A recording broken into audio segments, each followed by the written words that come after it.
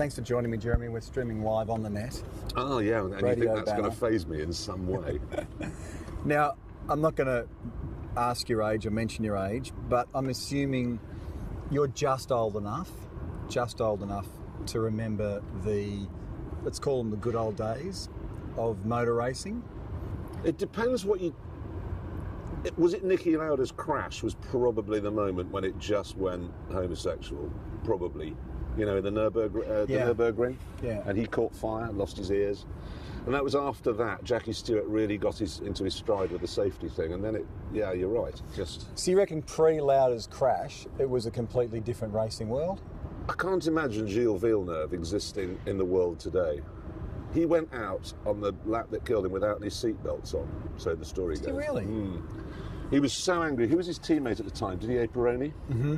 I think it was Didier Pironi, they had an agreement over how they were going to finish in the previous race. Didier Pironi had broken the agreement, if it was Pironi, I'm sure it was, had broken the agreement and then set the fastest time at the following race in practice. So Villeneuve was so angry, got into his car, never even did his seatbelt up to go and beat him.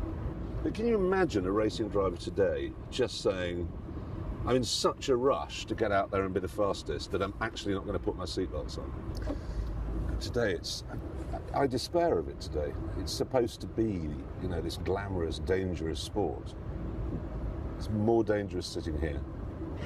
But don't you reckon, but each driver would say the same thing? Like if you ask a Nico Rosberg, if you were to sit him next to Sterling Moss and say, this guy raced when it was dangerous, well, Nico could rightly say, yeah, but he didn't have to have the reflexes that I have to have. What? He's got traction control. They just sit. But in terms of the speed at which everything's happening, it is a completely different animal. I would say that Sterling Moss, and this is way before my time, Sterling Moss had it much tougher. And in terms of reflexes, feeling what those are, I've driven some. Have you ever driven those? You know, as it moves, it's no point thinking, well, the traction control will get there. You've got to get it, and you've got to know how much opposite lock to put on. You've got to know how to balance the throttle. You've got to know all of those things. And you've got to remember in those days as well, the difference between when they were going 11 tenths and 9 tenths was immense. You used to be able to go from the back of the field to the front just by being committed. No, I disagree. I think that the reflexes of people like Sterling Moss would have been more impressive than Nico Rosberg's today. Well, who knows? Nico Rosberg could be brilliant. We don't know because the car is masking everything. The electronics are so much quicker than anybody's brain. So how much better do you think the racing would be without, what would you take away? Traction control, traction control, stability, for sure. ABS? I'm not scientifically minded enough to know how to get to mend the aerodynamics, but they have the aerodynamics committee now in Formula One, and they're looking at ways of removing whatever it is that means that the car behind can't follow closely. I agree, by the way. I mean, I think olden days and events like Targa Florio, Mille Miglia was really where it was at for drivers. Would you agree? Without a question of doubt. I mean, without the cars were. It's muddling up grip and handling is another big issue. You know, Formula One car has immense grip, but from what I can tell, lousy handling. You know, there's that sudden twitching. It's all so quick, whereas in the olden days it was much less about grip and much more about handling, which is a driver-led event in a race. Mastering a car that doesn't handle particularly well, or even if it handles very well but has a small grip, requires immense skill, particularly when you've got curbs, trees, lampposts, and as often as not spectators here when you're going 150 miles an hour. The Targa Tasmania has elements of that because it is one of the last events, you know, where you get to race on public roads, and yeah, the spectators are supposedly in safe areas and all that sort of stuff, but you know, you make a mistake on a track, run over the curb, maybe hit the kitty litter, maybe bounce off a tyre barrier, but make a mistake on a road course and anything can happen. Look what happened to... So you're going backwards through the pearly gates on fire. Where are the women? It is. Yeah. No, you are. You're dead. You're dead. I mean, there can be no other way. And apart from anything else, you're in road cars in Tasmania, presumably. Yeah, well, yeah, modified road... Yeah, exactly, modified road cars. Road cars are designed to run into one another at 30 miles an hour in traffic accidents when you're setting your sat-nav. They're not designed to hit lampposts sideways, which modern racing cars are. Or trees. Or trees, yeah. Yeah. For the young person growing up today, I mean, you think of, not just, I'm not talking downtown London, I'm just talking the way that the laws have changed, the ways that, traffic has changed from when you were a kid or even when I was a kid. I'm only in my late 30s, but it's dramatically changed since when I first got my licence. Do you think the days of someone growing up and having a real earthly kind of car connection is dwindling? No, I don't.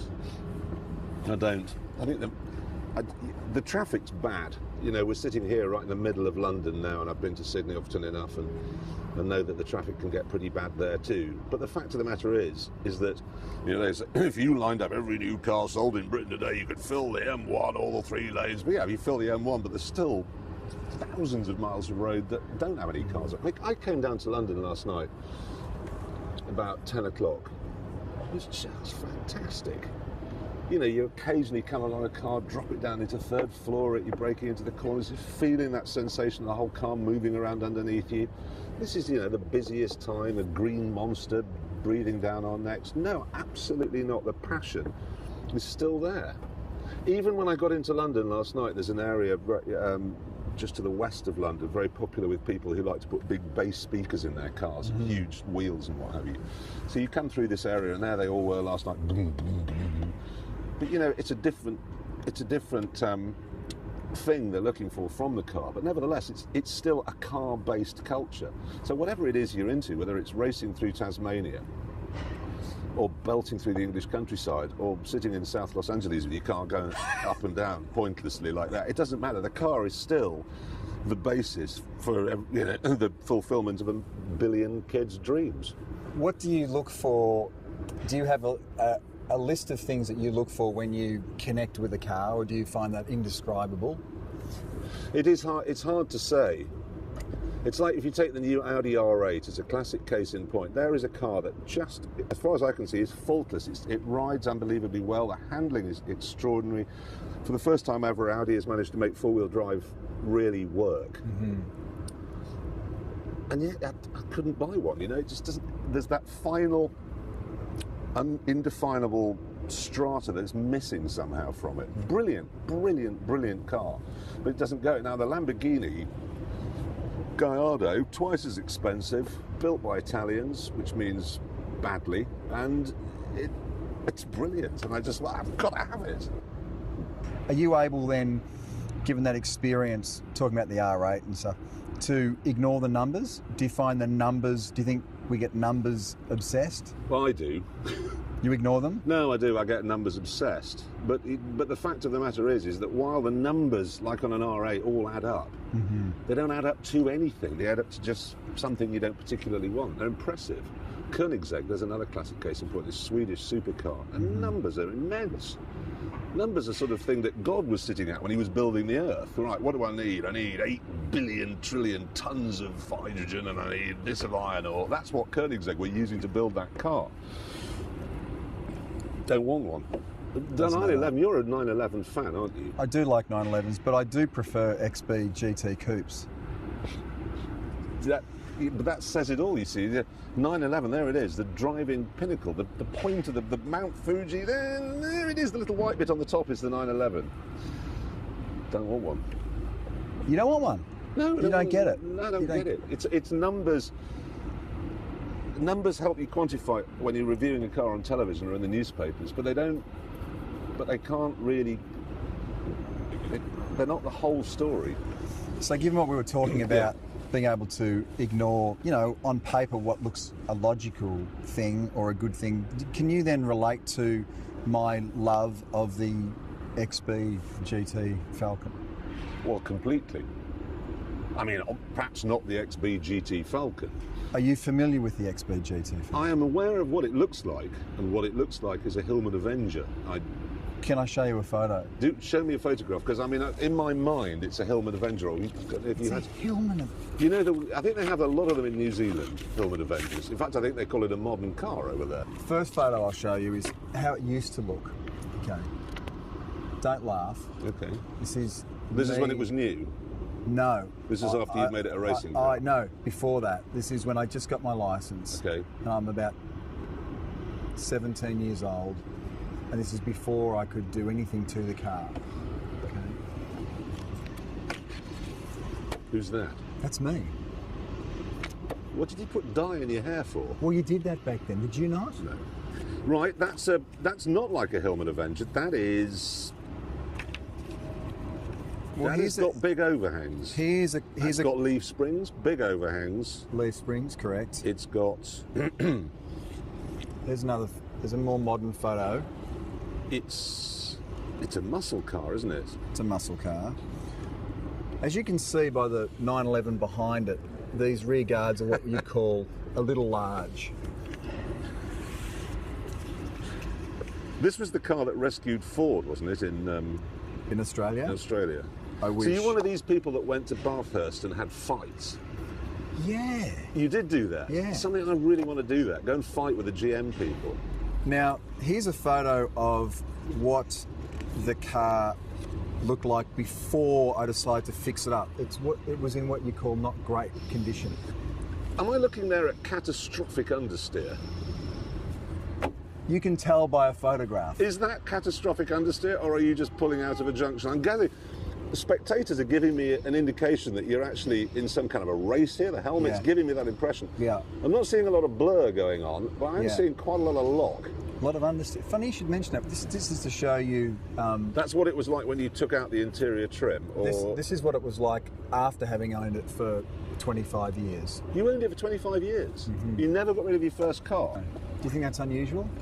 No, but it's weird you should say, because my first car was a Ford Cortina, 1600E. Now, this was a car that was Great a wooden car. dashboard. Do you remember the one? It dipped down dashboard, 4 dials on it. Then you got the 2 main ones, leather steering wheel, bucket seats, 1.6 cross-flow engine, amazing car, road-style wheels, twin headlamps, brilliant. Sold it, inevitably.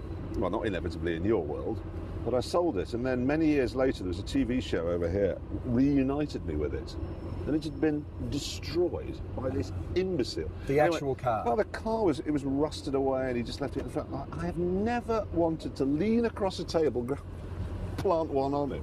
Do you have any idea how much love and attention I lavished on that thing? And you've just let moss grow in it. So I'm interested. You should have hung on to a car for 25 years. So then, after 25 years of ownership, decided that it was, it was owed the kind of rebuild that it deserved. So quite an extensive... These pipes are they're worth more than the car. Oh, yeah. So we took it back to that. Whoa, a bare metal rebuild. Yeah, I love your work. And we ended up... Is that we? Do you actually get... Ooh! It's like a Dodge Charger. Are you now thinking this is the missing link in your garage at home? No. You see, the thing is, you people that live in really big countries, you like big cars. But I have driven a great many muscle cars. Mustang 390 GTs, Hemis, Roadrunners, even big Corvettes, Callaway Corvette, twin turbo. Mm-hmm. They're all crap. To drive. Immensely powerful. They make a great noise and they look wonderful. And I look at that and go, yeah. And I also love the Pirelli P7 look-alike tyres. And I like your wheels. I like the deep dish wheel. You see, I like that very much. You ready for this one? Look at this. Yeah. I can see the visual. Honestly, I can see exactly. There it is playing. No. I bet when you get home and you get into that, do you keep it at home? Sometimes. Not all the time. Close the door. You feel pretty good and start it. It's a V8, obviously. It's 600 horsepower, 408 Windsor, yeah. 600 horsepower, so broadly the same as you would get in a Ferrari Enzo. Thereabouts. So 600 horsepower and leaf springs. Yeah, well, the category I race in, you have to keep the original suspension, pickup points and geometry.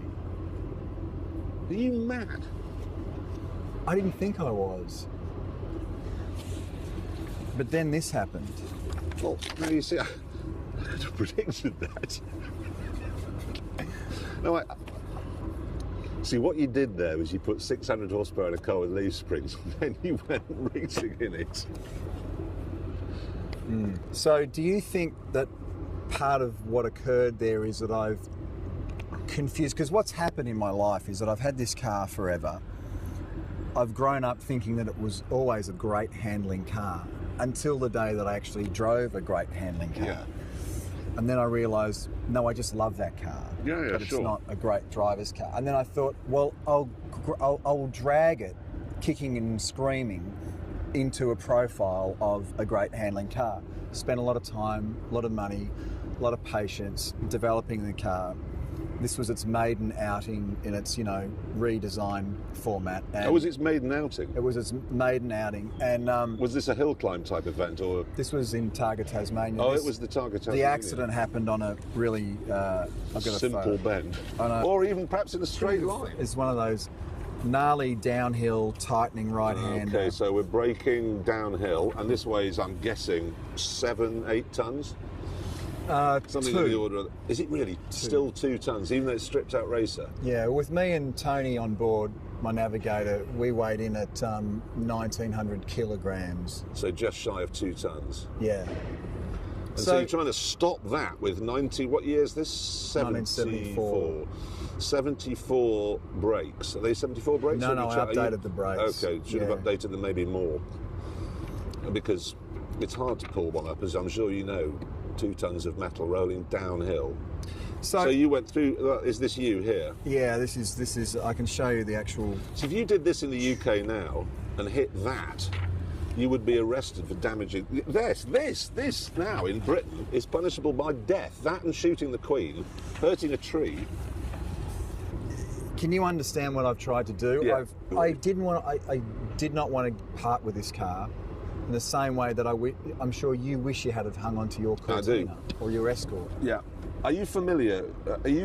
With the Gate Guardian? No. If you go past, what are they called? RAF, Royal Australian Air Force, presumably, isn't it? RAF or Yeah. whatever, yeah. RAF. If you go past RAF bases in Australia, do they have like planes on plinths outside? Yeah. Some cars, I've decided, are born to be put on a plinth. And now, my old Ford GT, when I say old, obviously it's relatively new, that car was specifically designed to go on a plinth. It was not designed to go on the road. It was a beautiful, beautiful thing. You'd stand and go, that's mine! But then, unfortunately, you go, that's mine! And I'd get in it, and then it wouldn't work. And then you'd have to call the tow truck, and then it would bring it home. What I should have done on day one was put an enormous steel plinth somewhere down by the gate, a bit of an aggressive angle, and just put it there. Then I could have, that's mine! And there would have been no chance of ever actually going for a drive in it. Look at that! A lot of cars are like that. They really are. I can give you... Why I know why you've done what you've done is recently, for Top Gear, we had to go to America. We were given $1,000, I think it was, US dollars, to buy a car, and then we had to drive it from Miami right the way up through Florida and Alabama and to New Orleans. And I bought this Camaro. It was a V8 Camaro. Absolutely shot when I got it. Brakes had it, power steering pump had it, an alarming clonking from the front suspension. The steering wheel was coming off. It was there was a dead body in the back. It was just appalling. And it got progressively worse. Inevitably, the air conditioning wasn't working in August in the southern states. When I got to New Orleans, I loved that car more than I loved pretty much life itself. Because I was the only person, anyone else that would have got into it would simply not have been able to make it work. There wasn't enough clutch play, you had to work out how to turn the steering wheel. Everything was, you had to be in tune with it, absolutely. As much as you would know every little detail on that big Avenger. No, much as you know every detail on that. And it's like, that's really where a relationship comes from. Because there was a guy called Charles Babbage who invented the computer back in the 18th century. He talked about the unerring certainty of machinery. Okay, now the problem you have is that when you have the unerring certainty of machinery, it is a machine. When something has foibles and won't handle properly, that gives it a particularly human quality because it makes mistakes. And that's how you can build a relationship with a car that other people won't get. And that's why I can understand what you've done, but you should have put it on a plinth, taken a picture of it, really good quality, high quality picture of it, taken it down to some really good photographic shop in Melbourne, had it turned into an enormous poster and put it on your wall. 25 years of ownership. By the way, the car is practically written off. You're not rebuilding it? It's kind of worse than it looks. It's really sort of had a... Well, because it's so the floor like stiff and it's got a full cage and it's done a bit of that. I'm now at this juncture where anything's rebuildable, as we know. Anything is repairable. I've got a little bit of middle-class guilt about the fact that, well, someone else may not be able to repair that car. Someone fortunate like myself can entertain the option. I've had these like little tiny glimpses where I go, well, maybe after 25 years it's time to go, that life has come to a natural ending, or I really have no choice but to fix it. What would you do? Well, if your wife gets a cold, do you turn around and say, well, you know, we've been married 12 years now, you're not working as well with a runny nose there as you used to. I think, if you don't mind, I'm probably just going to trade you in for something, I don't know, much younger. So see you, goodbye. Would you do that? No. Well, here's my dilemma. It's a tricky one. If I rebuild the car, if you were me, would you race it again? No. When you rebuild it, 4 big bolts on the bottom. That'll be mounted on a plinth. That's my car. I've lived with that car for 25 years. Plinth it. Plinth it. Retire it for real. Like literally rebuild it. Say, I love you. You're done. Could you even rebuild it cosmetically? No, you couldn't actually, because it would always know it had a twisted spine. You've got to rebuild it properly. And also the leaf springs are broken, and I feel like in terms of automotive history, I need to at least repair that so as to immortalise. Leaf springs. When will people realise they're okay on prams? They really don't work on cars. Bless. I've left wiser. Well, I don't think you have. Hopefully you've left emboldened. You're going to get on the plane now emboldened with a desire to get back home. Plinth the car. Plinth the car. Plinth my ride.